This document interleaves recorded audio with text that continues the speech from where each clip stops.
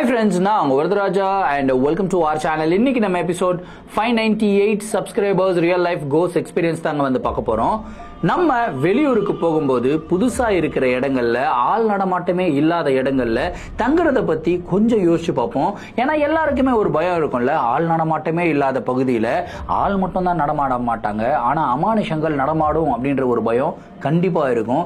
ஆனா இன்னைக்கு நீங்க பார்க்க போற கதையில வர கதாபாத்திரம் அந்த பயமே இல்லாம ஒரு அமானுஷமான இடத்துல போய் தங்கியிருக்காரு. அதுக்கப்புறம் அவருக்கு என்ன நடந்தது, இதுல ஒரு மிகப்பெரிய ட்விஸ்டே இருக்குங்க. அந்த ட்விஸ்ட்டை நீங்க ஃபுல்லா தெரிஞ்சுக்கணும் அப்படின்னா இந்த வீடியோவை கடைசி வரைக்கும் பாருங்க.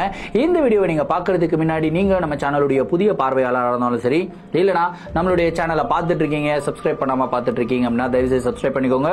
கூடவே இருக்கிற பெல் ஐகானை கிளிக் பண்ணிக்கோங்க. அப்பதான் நான் எவ்ரி ஆல்டர்னேட்டிவ் டே போடுற வீடியோ உங்களால உடனே பார்க்க முடியும். இப்போ வாங்க ஸ்ட்ரைட்டா வீடியோக்குள்ள போலாம்.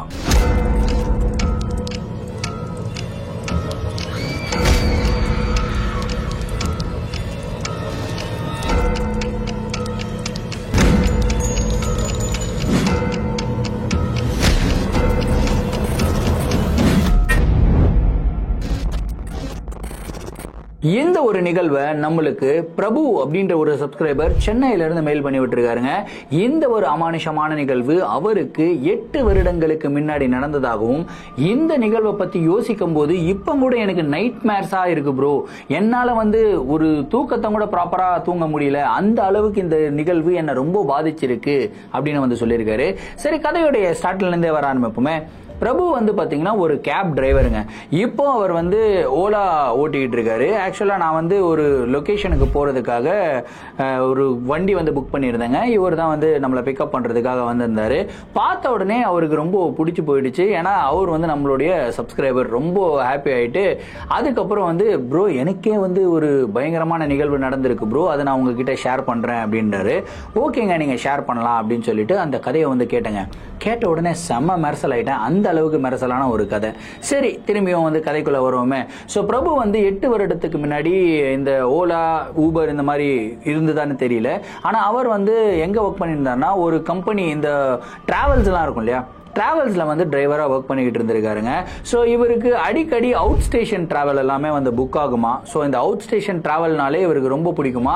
ஏன்னா நார்மலா இருக்கிற சம்பளத்தை விட பேட்டா தனியாக கொடுப்பாங்களாம்.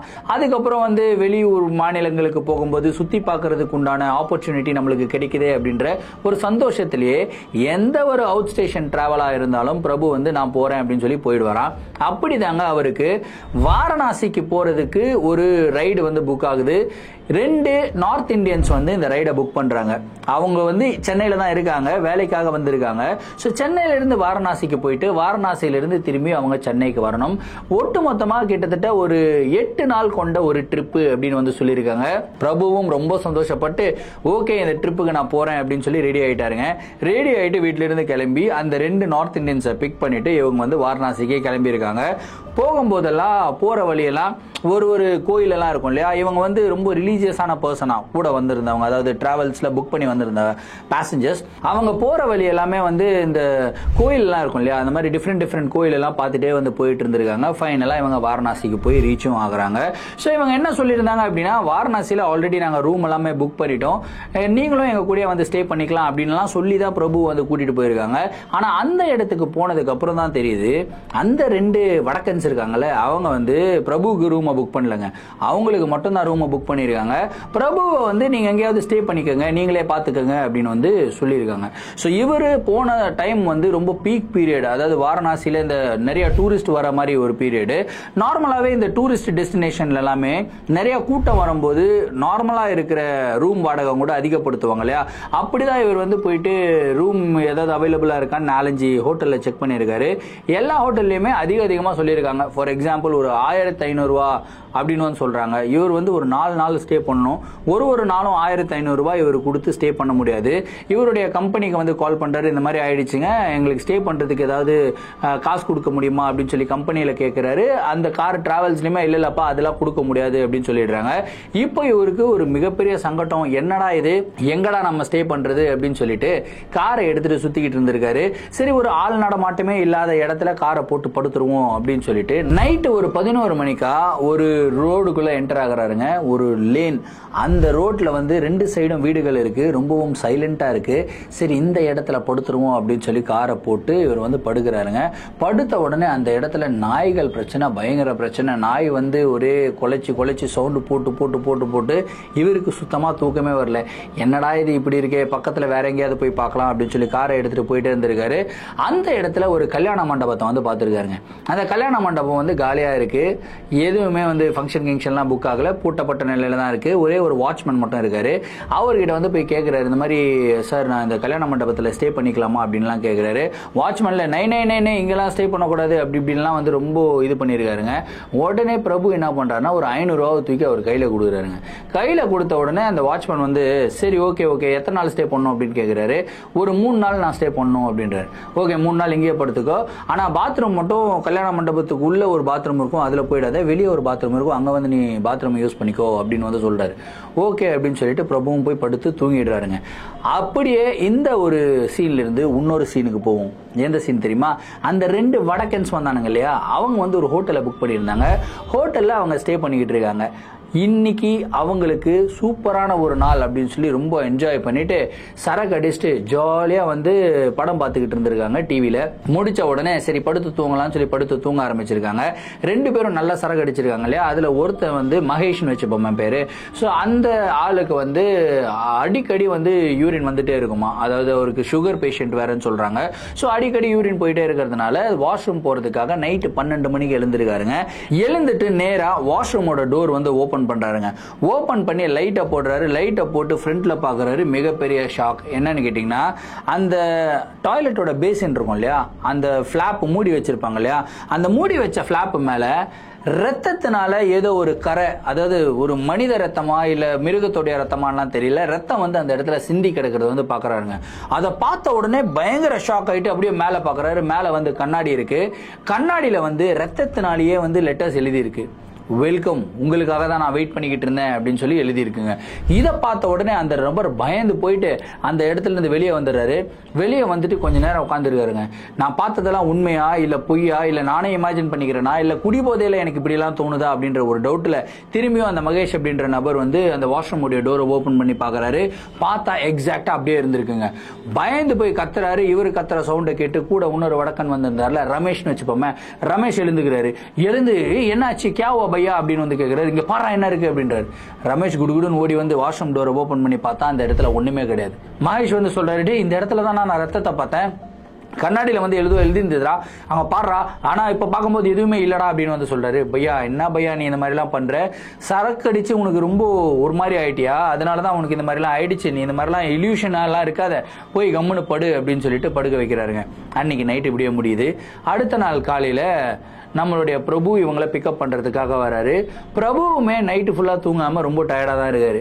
ஆனா அதுக்குண்டான ரீசன் என்ன அப்படின்னு சொல்லி மகேஷ் ரமேஷும் கேட்கறாங்க. ரீசனை பத்தி எதுவுமே சொல்லல பிரபு. இல்ல நான் கொஞ்சம் டயர்டா இருந்தேன், புது இடம் இல்லையா, தூக்கம் வரல அப்படி இப்படின்லாம் சொல்லிட்டு சமாளிச்சிடுறாரு. ஆனா அவர் உண்மையிலேயே எதனால தூங்கல அப்படின்றது லேட்டர் ஆன் நீங்க கதையில போகும்போது உங்களுக்கே தெரியும். சரி அன்னைக்கு ஒரு நாள் முடிஞ்சிருச்சா. அடுத்த நாள் நைட்டு இந்த மகேஷும் ரமேஷும் திரும்பியும் ரூமுக்கு போறாங்க. ரூமுக்கு போயிட்டு படுக்கிறாங்க. நல்லா தூங்கிக்கிட்டு இருக்காங்க. இன்னைக்கு சரக்கு அடிக்காம தூங்குறாங்க. ஏன்னா நேத்து சரக்கு அடிச்ச ஒரு மாதிரி பிரச்சனை ஆயிடுச்சு, நம்மளுக்கு இல்யூஷன் இல்லாத விஷயமெல்லாம் தெரியற மாதிரி இருக்கிற மாதிரியே தெரியுது, அதனால வேணாம் அப்படின்னு சொல்லி சரக்கு அடிக்கலங்க. இன்னைக்கு அப்படியே வந்து நல்லா தூங்கிக்கிட்டே இருக்கும்போது ஒரு 12 மணி அளவுல பாத்ரூமுக்குள்ள இருந்து யாரோ சின்ன பசங்க 2 பேரு பேசிக்கிட்டே இருக்கிற மாதிரி ஒரு சவுண்ட் வந்து கேக்குது. யாருக்கு?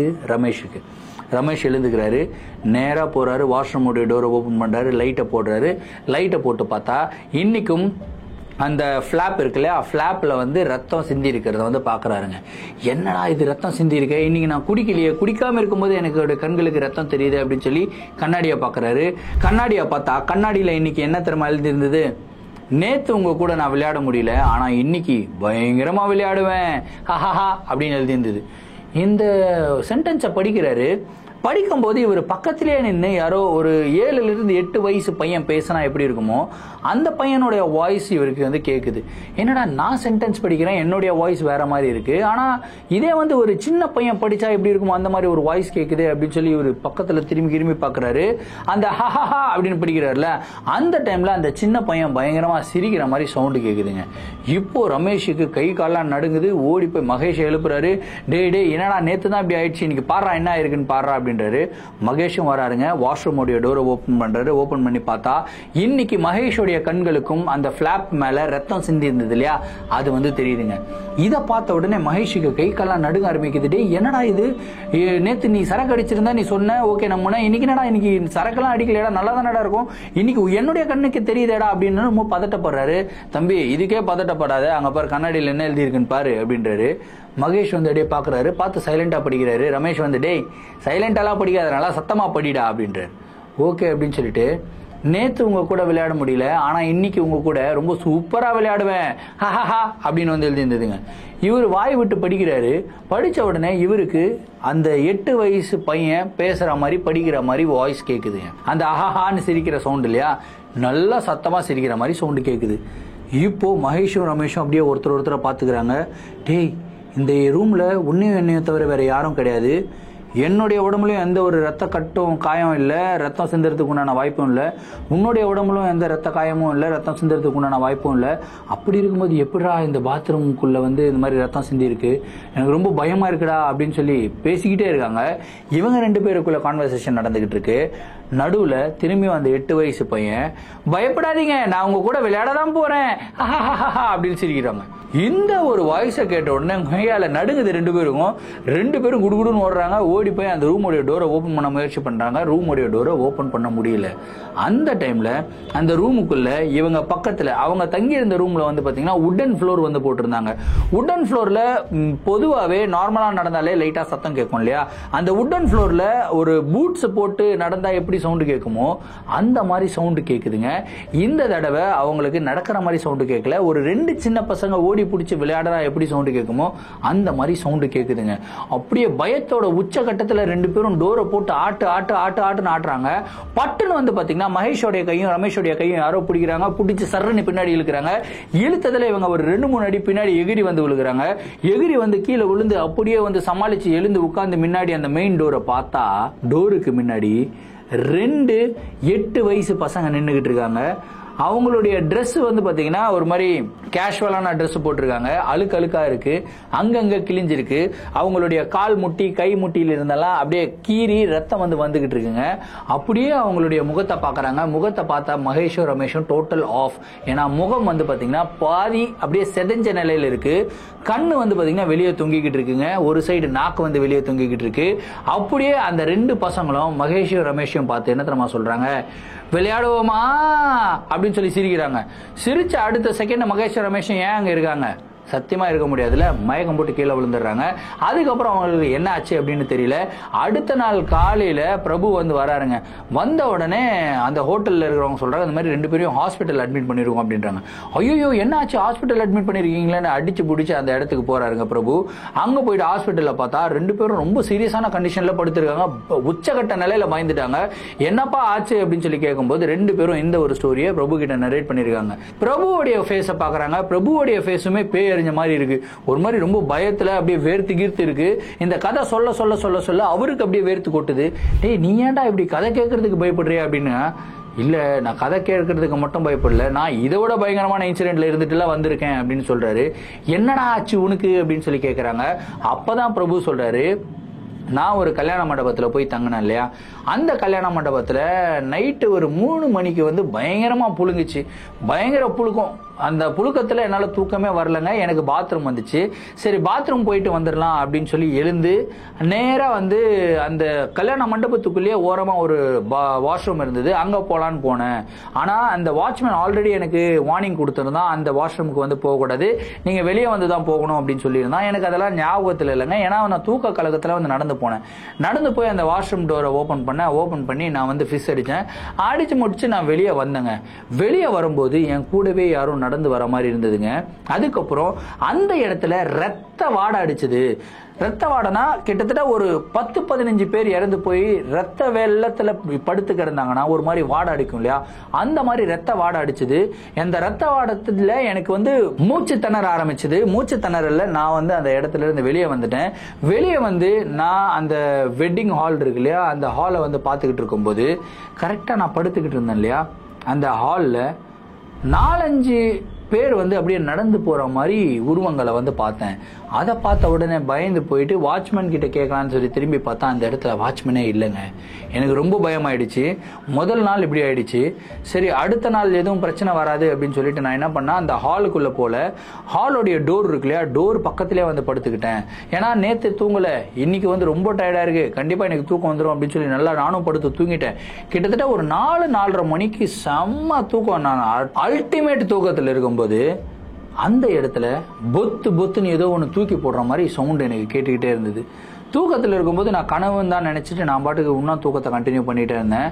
ஆனா ஒரு 4-5 ஆட்கள் வந்து அந்த இடத்துல பேசுற மாதிரியும், குறிப்பா இந்த போலீஸ்காரங்க எல்லாம் பேசுவாங்க இல்லையா, இதர்சே உதர் டாலோ பையா அப்படின்னு சொல்லி தூக்கி போடுவாங்க இல்லையா, அந்த மாதிரி எனக்கு வாய்ஸ் எல்லாம் கேட்டுச்சுங்க. இந்த வாய்ஸை கேட்ட உடனே உண்மையிலேயே இது வந்து யாரோ பேசுறாங்க, இது கனவு கிடையாது, வேற யாரோ வந்துட்டாங்க போல இருக்கு இந்த கல்யாண ஹாலுக்குள்ள அப்படின்னு சொல்லிட்டு நான் கண்ணை முழிச்சு பார்த்தேன். எனக்கு ஒரு மிகப்பெரிய ஷாக்கே காத்துக்கிட்டு இருந்தது. ஏன்னா அந்த வெட்டிங் ஹால்ல கிட்டத்தட்ட ஒரு 100கணக்கான பிணங்கள் வந்து கிடந்ததுங்க. அந்த பிணங்கள் எல்லாமே தூக்கி போட்டுக்கிட்டு இருக்காங்க ஒரு 4-5 போலீஸ்காரங்க. பார்த்து பயங்கர ஷாக் ஆயிட்டு அந்த போலீஸ்காரங்களை பாக்குறாரு. பார்த்துட்டு என்ன ஆச்சு அப்படின்னு சொல்லி கேட்டுட்டு இந்த பக்கம் திரும்புறாரு. திரும்பி பார்த்தா அந்த 200 பிணங்கள் வந்து இருக்குன்னு சொன்னேன் இல்லையா, அந்த 200 பிணங்கள்ல ஒரு பிணம் கூட அந்த இடத்துல இல்ல. ஹாலே வந்து காலியா இருக்கு. ஆனா ஹாலுக்குள்ள நிறைய அழுகுரல்கள் எல்லாம் கேட்க ஆரம்பிக்குது. அந்த அழுகுரல்கள் எப்படி கேட்க ஆரம்பிக்குதுன்னா அப்படியே எக்கோ எஃபெக்ட்ல அப்படியே சுத்தி இவருடைய காது பக்கத்திலே வந்து அழுகுற மாதிரி கேக்குது. ஐயோ அப்படின்னு சொல்லிட்டு திரும்பி பாக்குறான். அந்த போலீஸ்காரனும் இல்ல. என்னடா போலீஸ்காரனும் இல்ல அப்படின்னு சொல்லிட்டு இவர் குடுகுடுன்னு வெளியே ஓடி வராருங்க. ஓடி வந்தா இவருடைய காலை பிடிச்சி யாரோ சர்ன்னு இழுத்த மாதிரி இருந்தது. நேரா இவர் அந்த வெட்டிங் ஹாலுக்குள்ள தான் போய் விழுந்திருக்காரு. கீழே விழுந்தவர் நார்மலா தரையில விழாம ஏதோ ஒரு பொருள் மேல போய், அதாவது சாஃப்டா இருக்கிற பொருள் மேல போய் விழுந்த மாதிரி இவருக்கு ஒரு ஃபீல் இருந்திருக்கு. என்னடா இது, என்ன பொருளடா போய் விழுந்தோம் அப்படின்னு சொல்லி இந்த பக்கம் திரும்பி பார்த்தா இவரை சுத்தி கிட்டத்தட்ட 200 டெட் பாடிஸ் மேல இருக்குங்க. அந்த 200 டெட் பாடிஸுக்கு நடுவுல யாரு படுத்திருக்கா? பிரபு படுத்திருக்காருங்க. இப்ப பிரபுவுடைய நிலைமையை யோசிச்சு பாருங்க. அப்படியே இவருக்கு நடுங்குது, கை கால்லாம் எழுந்து ஓடலான்னு முயற்சி பண்றாரு. ஆனா இவர்னால அந்த இடத்துல இருந்து எழுந்துக்கவே முடியல. இவருடைய கைகளை நகர்த்த முடியல, கால்களை நகர்த்த முடியல. அப்படியே வந்து திரும்பி இப்படி பாக்குறாரு. பார்த்தா இவருக்கு முன்னாடி ஒரு 4-5 போலீஸ்காரங்க நடந்து வராங்க. அந்த போலீஸ்காரங்களுடைய முகத்தை உத்து பாக்குறாரு. உத்து பார்த்தா அந்த போலீஸ்காரங்களுடைய முகமும் சிதைஞ்சு போன நிலையில இருக்கு. கண்ணு கிண்ணெல்லாம் அப்படியே தொங்கி, நாக்கெல்லாம் தொங்கி, ஒரு மாதிரி ரொம்பவும் கோரமான ஒரு நிலைமையில, பார்க்கவே முடியாத ஒரு நிலைமையில இருக்குங்க. நேரா இன்னொரு டெட் பாடி எடுத்துட்டு வராங்க. எடுத்துட்டு வந்து வீசுறாங்க. அந்த டெட் பாடி நேரா பிரபு மேலேயே வந்து விழுகுதுங்க. அந்த இடத்துல மயக்கம் போட்டு விழுந்தவர் தான் பிரபு. அடுத்த நாள் காலையில தான் அவர் எழுந்துக்கிறாரு. காலையில வாட்ச்மேன் தான் வந்து எழுப்பி விட்டுருக்காரு. வாட்ச்மேன் கிட்டே என்னடா நடக்குதுங்க, என்னடா இப்படி எல்லாம் பிரச்சனை இருக்கு அப்படின்னு சொல்லி கேட்கும்போது வாட்ச்மேன் கேட்கிறாரு, நீ அந்த பாத்ரூமை யூஸ் பண்ணியா அப்படின்னு சொல்லி கேட்கிறாரு. ஆமாண்டா, தூக்க கலக்கத்துல போயிட்டேன் அப்படின்றதுக்கு அப்புறம் நான் சொன்னல அந்த பாத்ரூமுக்கு மட்டும் போகக்கூடாது, நீ வெளியே தான் வரணும்னு சொன்னல, சொன்னதுக்கு அப்புறம் கூட நீ ஏன்டா அங்க போன, சரி நைட்டு நீ எங்கடா போன அப்படின்னு சொல்லி அந்த வாட்ச்மேன் கிட்ட கேட்டா, ஐயோ இந்த இடத்துல யார் நைட் இருப்பா, நீ எனக்கு 500 ரூபா கொடுத்த, எனக்கு லாபம் 500 ரூபால 2-3 நாள் என் பசங்களாம் நல்லா சாப்பிடுவாங்கன்னு சொல்லி நான் வீட்டுக்கு போயிட்டேன். நைட் டைம்லலாம் நான் இங்க இருக்கவே மாட்டேன், காலையில மட்டும் தான் இருப்பேன். அன்னைக்கு ஏதோ கொஞ்சம் லேட் ஆயிடுச்சு, நான் கிளம்புற டைம்ல நீ வந்துட்ட அப்படின்னு சொல்லு. சரி என்னதான்டா நடக்குது, என்னடா இங்க 200 பணம் பார்த்த மாதிரி இருந்து பார்த்தேன்டா, ஒரு மாதிரி ரத்த வெள்ளத்துல நிறைய பேர் இறந்து கிடந்தாங்க, என்னதான் பிரச்சனை அப்படின்னு சொல்லி கேட்கும்போது அந்த இடத்துல பல வருடங்களுக்கு முன்னாடி ஒரு மிகப்பெரிய ஆக்சிடென்ட் நடந்திருக்கு. ஆக்சிடென்ட் நடந்ததுல நிறைய பேர் வந்து இறந்து போயிருக்காங்க. இறந்து போனவங்களை வந்து ப்ராப்பரா எடுத்து போய் ஒரு இடத்துல வைக்கிறதுக்கு இடம் இல்லை. ஸோ போலீஸ்காரங்க என்ன பண்ணிருக்காங்கன்னா, அந்த ஆக்சிடென்ட்ல இறந்து போன உடல்கள் எல்லாம் இருக்கு இல்லையா, எல்லா உடல்களையும் கூட்டு வந்து இந்த கல்யாண மண்டபத்துல தான் போட்டு வச்சிருக்காங்க. அதுக்கப்புறம் இந்த கல்யாண மண்டபத்துல நிறைய அமானுஷமான நிகழ்வுகள் எல்லாம் நடக்க ஆரம்பிச்சது. குறிப்பா அந்த பாத்ரூமுக்கும் இதுக்கும் என்னப்பா சம்பந்தம் அப்படின்னு கேட்டீங்கன்னா, பல வருடங்களுக்கு முன்னாடி அந்த கல்யாண மண்டபத்துல ஒரு கல்யாண மணப்பெண் ஒருத்தங்க அந்த பாத்ரூம்ல வந்து தூக்க மாட்டி இறந்து போயிருக்காங்க. அவங்க ஏன்பா கல்யாண மண்டபத்தில் தூக்கு மாட்டி இறந்து போகணும்னா அவங்களுடைய விருப்பம் இல்லாமல் அவங்களுக்கு வந்து கல்யாணம் நிச்சயம் பண்ணியிருக்காங்க. ஸோ அப்புறம் அவங்கள வந்து ஃபோர்ஸ் பண்ணி கல்யாணம் பண்ணுறதுனால அவங்க வந்து எதிர்ப்பை காட்டணும் அப்படின்றதுக்காக அந்த மாதிரி ஒரு வேலையை பண்ணி விட்டாங்க. அதுக்கப்புறம் அந்த பாத்ரூமை யூஸ் பண்ணுற எல்லாருக்குமே இந்த மாதிரி அமானுஷமான நிகழ்வுகள். ஸோ இந்த கல்யாண மண்டபத்தில் ரெண்ட் கொடுக்கும்போது எல்லாருமே சொல்லிடுவாங்களா இந்த மாதிரி அந்த பாத்ரூம் மட்டும் யூஸ் பண்ணாதீங்க, வெளியே யூஸ் பண்ணிக்கன்னு சொல்லி வெளியே ஒரு பாத்ரூமை வந்து கட்டி வச்சிருக்காங்க. எல்லாருமே அப்படிதான் யூஸ் பண்ணியிருக்காங்க. ஆனால் நம்ம தலைவர் பிரபு நேராக அங்கே போய் யூஸ் பண்ணியிருக்காருங்க. ஸோ அந்த பெண் ஆன்மாவும் இவரை வந்து தாக்குறதுக்கு முயற்சி பண்ணியிருக்கு. அதுக்கப்புறம் அங்கே இருந்த ஒரு 200 ஆன்மாக்கள்ல அதுங்களும் இவங்களை வந்து தாக்குறதுக்கு முயற்சி பண்ணியிருக்கு. ரொம்ப பயந்து போய் தான் இவர் இங்கே வந்திருக்காரு மகேஷ் அண்ட் ரமேஷை பிக்கப் பண்ணுறதுக்கு. அவங்க ஹாஸ்பிட்டல் அட்மிட் ஆகி அவங்க வந்து ஒரு மிகப்பெரிய சம்பவத்தை வந்து சொல்லியிருக்காங்க இவர்கிட்ட. ஸோ இந்த 2 சம்பவங்களை கேட்டும் 3 பேருமே வந்து நடுங்கிடுறாங்க, மகேஷ், ரமேஷ் அண்ட் பிரபு. என்னடா இது இப்படி எல்லாமா நடக்கும், சரி அடுத்து எங்க போலாம் அப்படின்னு சொல்லி பிரபு வந்து மகேஷ் கிட்டையும் ரமேஷ் கிட்டையும் கேட்கறாங்க. அதுக்கு அவங்க என்ன தெரியுமா பதில் சொன்னாங்க, டே பைத்தியக்காரா, இதுக்கப்புறமும்மாடா நான் கோயிலுக்கு போனோம், நான் கோயிலுக்கெல்லாம் போல, நேரா நம்ம ஊருக்கே போலாம், வாடா நம்ம சென்னைக்கே போலாம், சிங்கார சென்னைக்கு போலாம் அப்படின்னு சொல்லி அலறி அடிச்சுக்கிட்டு 8 நாள் ட்ரிப்பை 4 நாள்ல முடிச்சுட்டு அவங்க அங்கிருந்து கிளம்பி சென்னைக்கு வந்திருக்காங்க. அதுக்கப்புறம் அந்த மகேஷ் அண்ட் ரமேஷை இவர் பார்த்ததே கிடையாதான். வாழ்க்கையில இன்னொரு வாட்டி பார்த்திருக்காரு, ஒரு 6 வருஷம் கழிச்சு பார்த்திருக்காரு. வாங்க ப்ரோ, எங்க ப்ரோ ட்ரிப் ஏதாவது போலாமா அப்படின்னு சொல்லி பிரபு கேட்டிருக்காரு. எப்பா, நான் வாழ்க்கையில முதல் தடவையா போன ட்ரிப்பும் வாரணாசி தான், கடைசி தடவையா போற ட்ரிப்பும் வாரணாசி தான். அதுக்கப்புறம் நான் சென்னை பார்டரை விட்டு நான் தாண்டினதே இல்லை, சென்னை எனக்கு ரொம்ப சேஃபா இருக்கு அப்படின்னு சொல்லி சென்னையிலேயே அவங்க ஃபேமிலியா செட்டில் ஆயிட்டாங்களாம். ஆனா பிரபுக்கு என்ன ஆச்சுன்னு கேட்டீங்கன்னா, அடுத்த தடவையில இருந்து அவர் எங்கேயாவது இந்த ட்ரிப்பு போறாருன்னு வச்சுக்கோங்களேன், வெளியிடங்கள்ல தங்கவே மாட்டாராம். 1500 ரூபாய் ஒரு ரூமா இருந்தாலும் பரவாயில்லப்பா, அந்த ரூமுக்கு நான் காசை கட்டிட்டு அந்த ரூம்லயே நான் ஸ்டே பண்ணிக்கிறேன், அந்த ரூமை விட்டு நான் போக மாட்டேன். இப்போ உங்களுக்கு தோணும், சரி அந்த ஹோட்டல்ல 2 சின்ன பசங்க இருந்தாங்களே அவங்க யாரு அப்படின்னு சொல்லி தோணும் இல்லையா? ஸோ அந்த 2 பசங்க யாருன்னா, வாரணாசியில் அதே மாதிரி ஒரு ஃபேமிலி வந்திருக்காங்க, ஃபேமிலி ட்ரிப்புக்காக வந்திருக்காங்க. அந்த 2 பசங்க ஓடி பிடிச்சி ரொம்ப துருத்துருன்னு விளையாடிக்கிட்டே இருப்பாங்களாம். அந்த ட்ரிப்பின் போது அந்த 2 பசங்க வந்து ஆக்சிடென்ட்ல அடிபட்டு இறந்து போயிடுறாங்க. அவங்க வந்து அந்த ரூம்ல தான் வந்து தங்கியிருந்தாங்க.